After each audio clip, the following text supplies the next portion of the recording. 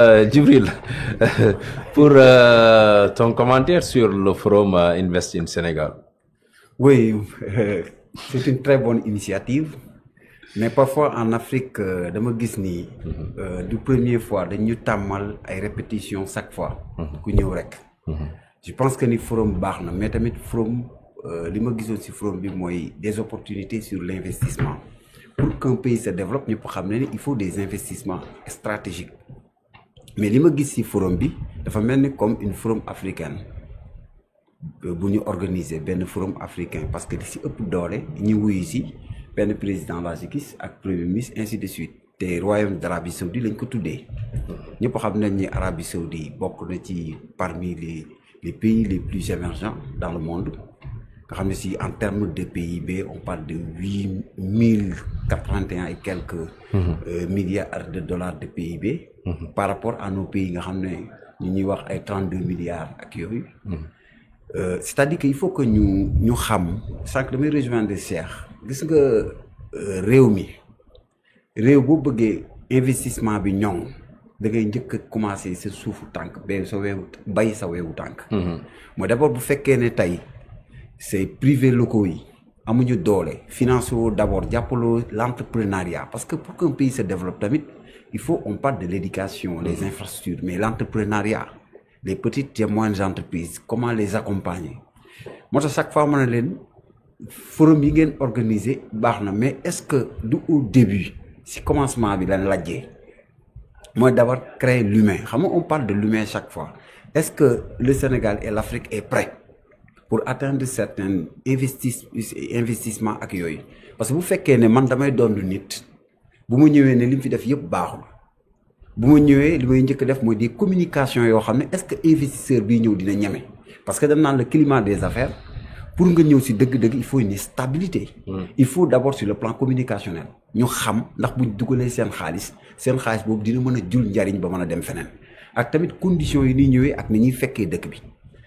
Les discours sont bons, sont beaux, mais d'abord la façon de matérialiser ak tamit de mettre en place s'il s'agit quelque chose boo xam ne c'est palpable et visible. Au Sénégal, on sait très bien que ni durant mën nañu wax seen depuis 1960 ba 2000. réveil économique ci Ablaye Wade lañ koy waxee grâce aux infrastructures de base yu ñu fi def et de qualité mais Macky Sall a renforcé en nous permettant tey jii ñiy wax naan le pays en ruine. bi ñu duggee Diamniadio war nañoo am gàcce parce que forum bi fañ koy defee bu doon pays bu ruine la duñ mën a toog ci centre Abdou Diouf ba fay mën a organiser il faut que parfois ñu éviter dans le domaine de la moo tax Abdoulaye Wade était beaucoup plus intelligent en 2000 bi mu toogee gars yi ne ko ndax réew mi am na xaalis il y avait amoon na ay difficultés mu ne réew mi am na xaalis parce que xaalis kenn du ko menacer kenn du menacer des institutions yoo xam ne ñoom ñoo lay faciliter l'exemple de la Banque mondiale mën na ci lépp lay répercuter. Parce que d'abord les investisseurs bu ñuy ñëw dafa am climat te la Banque mondiale fait partie ñenn ñoo xam ne dañ leen di consulter. s'il s'agit des bailleurs yoo xam ne dañu bëgg indi seen xaalis. xam nga foofu yëpp dem na leen. moment bi mu ñëwee ak yooyu c'était njëkk na lancé kii bi c'était le 27 mai si je ne me trompe pas lañ ko njëkk a lancé. fii Sénégal. tey jii ñu ngi ci forum de 2 jours. impact bi laay wax moo tax ma ne est-ce que soubresaut Sénégal yi mooy d'abord. ñu commencé ci construire l'humain fexe ba construire une école boo xam ne day doon école de productif. La production d'abord kii wax na ko sànq. mooy defar main d'œuvre boo xam ne. dina mën a compétir. toujours c'est-à-dire que foofu nga jëm ci industrialisation mais bu fekkee ne tey da nga ne kaa leen investir léegi investisseurs yi ñëw bu fekkee ne ay multinationaux yoo xam ne dañuy am doole yow nga nekk benn entreprise boo xam ne amoo doole. ñoom ñu ñëw reposer ci yow pour jàll ci réew mi. xam nga lan la fiy indiwaat celui qui paye commande. oui moo tax parfois bu ñu naan ay partenariat gagnant-gagnant. gis nañu ko ci agriculture bi. BTP bi et tout ça. moo tax nee naa leen celui qui paye commande yooyu ak tamit celui qui paye commande. sa fois damay dégg ñu naan partenariat gagnant-gagnant man leen bu fekkee ne celui qui paye commande mënul nekk. nit mun la ëpp doole ba pare ñëw nga ne ko partenariat dañuy toll mënul nekk. te boo xoolee ñun on manque de presque beaucoup de choses à chaque fois loolu laay wax bu dee pousse sax defaruñ ko wëñ bi sax ñuy wax ni bu dul kii fii amuñu des industries capables à compétir. tey jii pour nga créer monnaie nee naa leen il faut que ñu def très attention si dañuy dem si dugub bien vrai que ni ñun ñëpp récuser franc colonie. Le franc CFA. Le franc CFA nga xam ne date na depuis des 1940. ñëpp ko colonie mais quelle est l'économie de base boo xam ne dina mën a garantir notre économie pour mën a def sur en termes de devise am na pays yu génn Guinée bu Sékou Touré Mauritanie tudd na ko sànq. mais bu ñuy commerce au niveau international. dañuy obligé la nga am waxtu beneen devise. oui bu ñu demee ba dal foofu est-ce que du ñu demaat ba mu yàgg. nee naa leen faites attention sur un plan de redressement beaucoup de plans de redressement fu ñuy mujjee ajustement structurel après ajustement structurel d'évaluation attention sur le plan économique nañ boole communauté bi pour man Afrique waru penser dafa war a jëlaat beneen tournure pas di copier sur l'euro ou sur les monnaies asiatiques ñu boole mais comment mécanisme bu ñuy def ba d'abord defar le développement de l'Afrique sur le plan stratégique sur des infrastructures permettre à l'Afrique ce que Cheikh Anta Diop doon wax nan lañ mën a booloo ba diviser Afrique en 7 zones nga xam ne dinañ mën a commercer ñun ba am benn marché pôle boo xam ne pôle commercial africain lay doon day dem ba lépp fii lay am industrialiser ko ba production bi Afrique di am muy lépp fii lañ koy defee mais yëpp amagul mais justement foofu Djibril est-ce que tey jii mën nañu développer wu ci à partir de la monnaie boo xamante ne ñun moomuñu ko mais attends quand même wax la benn affaire développement là c'est un débat sérieux sur la monnaie c'est un débat sérieux mais attention parfois il y a des pièges xam nga développement gars yi ñu ngi ko def ci critère économique mais bala développement fan lay njëkkee c'est l'humain mën nga bëri alal bu sa bopp dara nekk ci amoo xam-xam amoo xalaat xamoo fooy investir mais day yàquwaat après mooy daal toujours Afrique mooy sukk ci toog ci or ba pare dem di yalwaani. mooy d'abord il faut que on a tout ce qu'il faut. am nañu ndox am nañu jant am nañu waay am na loo xam ne soxlawuñ comme ressource naturelle. européens yi am nañ ko. la France tey buy dégg parfois ñu naan yenn pays France amul dara ma leen attention. France producteur de pétrole. gazam nucléaire am depuis. mais yëpp am na ko.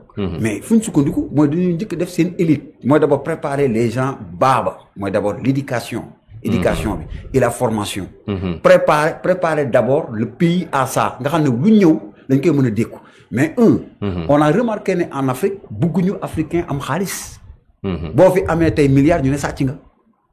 tey ji fekkee da nga bëgg a compétir dans le monde amoo des milliardaires ou bien yenn sociétés yoo xam ne am ñoo xam ne des hommes d'affaires surtout nag des entrepreneurs yoo xam ne mënuñu compétir léegi boo ñëwee da ngay obligé. ñeneen ñooy compétir à ta place les asiatiques et les européens. tey jii fekkee ne dàq nga ñu bari beaucoup de nos hommes d'affaires sont acculés aujourd'hui par des dossiers. attention. te y en a certains pays on parle de réduction des comptes yenn saa gars yi naan non ñu jubadi affaires yooyu le monde des affaires moo wax la benn affaire tu as tout dans le monde des affaires tu as tout. c'est-à-dire que le mécanisme mooy ku nekk ak sa niveau fi mu àgg.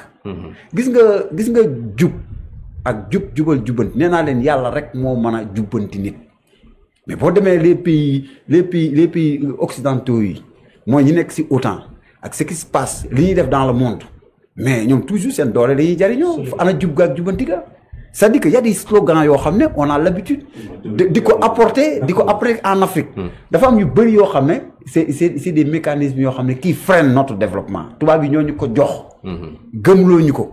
Et notre responsabilité dans tout ça parce que sànq li tax ma ni facteur yu bloquant ci développement bu Afrique y a un très grand économiste qui a fait 29 ans d'expérience à l'UNESCO bind livre pour parler maintenant de ces facteurs là yi nga xamante ne ñoo bloqué le Sénégal malgouvernance ci la bokk exactement chômage bu endémique ci la bokk aussi li nga xam ne moo di taux d'alphabétisation bu faible boo xamante ne tey à 54% des dames aujourd'hui amuñu accès à l'alphabétisation et surtout aussi tamit li nga xam ne moo di pauvreté et corruption maintenant xam nga lii soo ko dee xool man je pense que dépassé na Pastef dépassé na APR dépassé na PDS c'est-à-dire il y va aujourd'hui de l'avenir et de la responsabilité de tout un pays léegi tey lan moo war a nekk aujourd'hui c'est réponse yi nga xamante war nañ ko mën a indi face à ces questions et ces défis yi nga xamante ni ba tey ñun ñu ngi jànkonteel ak moom.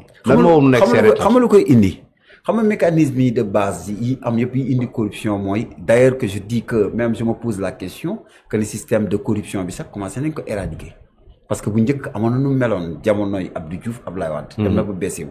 c'est-à-dire que benn problème moo am c'est des questions liées à la justice et les institutions.